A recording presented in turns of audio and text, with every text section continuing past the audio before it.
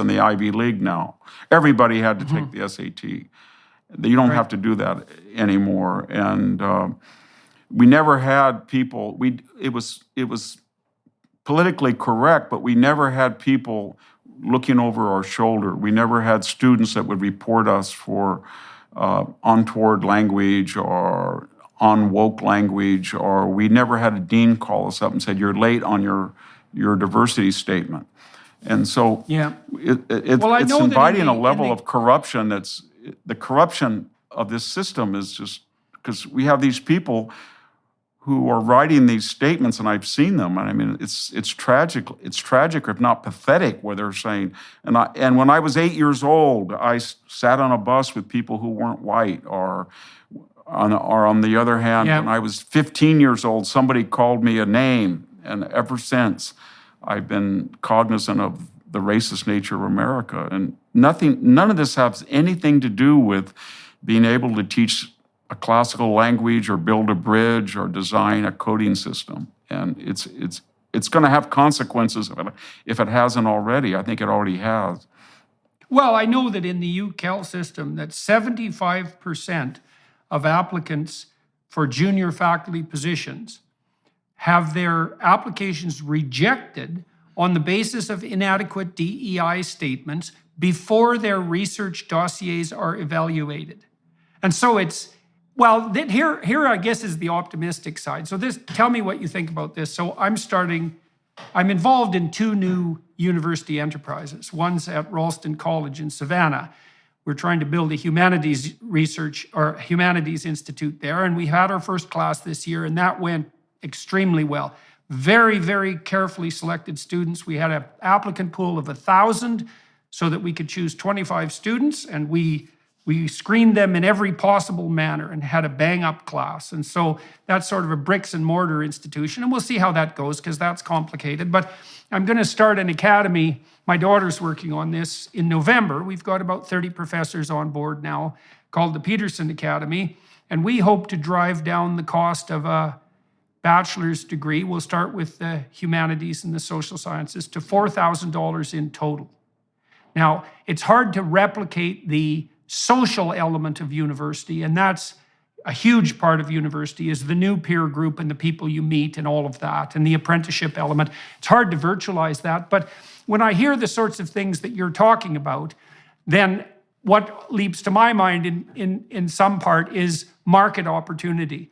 Because the fact that students are now paying an insane amount of money, hundreds of thousands of dollars, to go to an Ivy League institute that is simultaneously failing to educate them, siphoning their future earnings into the pockets of greedy administrators and ever more of them, and sabotaging their own brand simultaneously. It just looks to me like that is not a sustainable model. And you said, that you believe that the larger companies, for example, Google and other companies that are actually concerned with performance still, are going to stop regarding an Ivy League degree as a brand of capability. And so that means it'll, over a 10-year period or 15-year period, they're going to scuttle their own economic model. Maybe there's all sorts of opportunities for new education. I think there is. I agree with you entirely. There's 650,000 fewer students in America than last year, and about 2 million fewer than 10 years ago. And I mean, they say it's demographic, but it's not demographic because the country increases by about 2 million people per year. And what's happening is, especially I think with the Zoom phenomenon during the COVID lockdowns, we're getting people like what you and I are doing, or what your podcast or the Prager University that offers an alternative for autodidacts and people who want continuing education. And then we're getting a much greater emphasis on vocational education. When the lockdown happened, we weren't saved by sociology majors that were, take 6 units over 8 years with, $60,000 in student loans. We needed skilled carpenters and plumbers and electricians and roofers, and they pay, and real dollars are making more than ever. So we're getting a larger group of people who say, I don't want to be encumbered by these student loans, and I'm going to have a vocational. And then, as you say, the third alternative are these schools. A college like Hillsdale traditionally had about 1,000 students. I think it's up to 1,600. And their dilemma right now, as I understand it, and I teach there a couple of weeks every year for the last 20 years, is they are being flooded by applicants that have not gotten into Harvard or Yale or Princeton or Stanford, and they require SAT. They had already sort of been, in terms of academic rigor or admissions rigor, comparable to Oberlin or Williams or Amherst, but now they've got a real dilemma because they have this traditionalist, I think quite deservedly so, this idea that they teach the whole person. So if you go to Hillsdale College, you learn how to shoot and study the Second Amendment. And lift weights. You lift weights, absolutely. Yeah. It's 100%, 360-degree, 24/7 citizenship idea.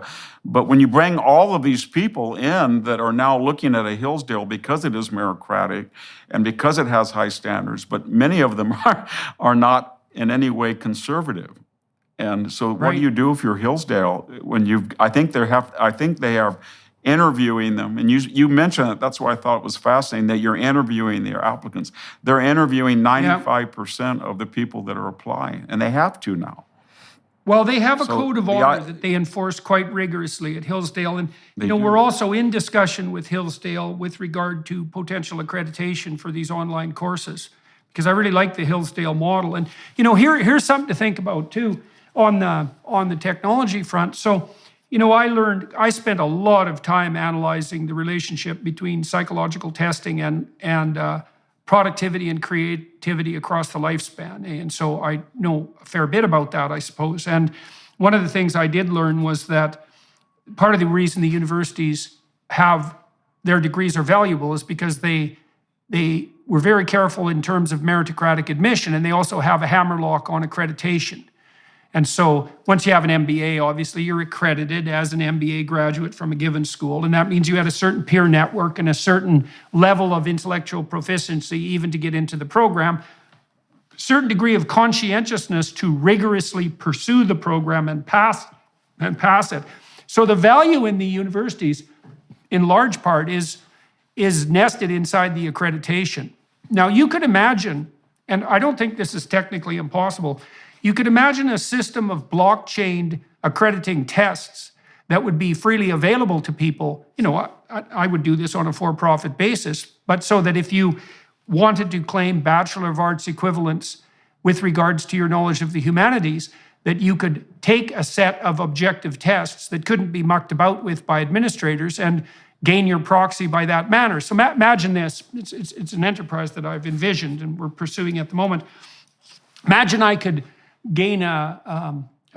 produce a data set of 10,000 multiple choice questions, say in American history. And I could do that by buying multiple choice tests from high school and university professors all across the country.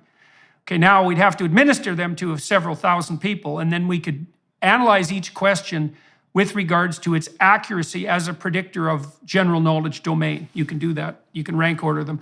Then imagine you have a program that can randomly pick equivalent level of difficulty questions from that whole set of 10,000. You could set up a system that could produce random tests, so they couldn't exactly be faked or cheated easily. And you could rank order people in terms of their knowledge domains with regards to those tests, and you could blockchain it so it would be completely impenetrable to administrative interference. And you could steal the accreditation away from the universities. And I think I can't see any reason at all that that's not technically possible. But that's been raised before in the United States, and that's the third rail as far as the universities are concerned, because I think they suspect that given the state of education today, higher education, that a person's entering SAT score may be static or actually go down after 4 years. Right. And that the idea that everybody would take an SAT as an exit exam, and it's quite logical because remember what they said about the SAT in the 50s and 60s. This was a meritocratic device so that people of different backgrounds, economically deprived or racially, and they didn't go to competitive schools, they wouldn't be punished.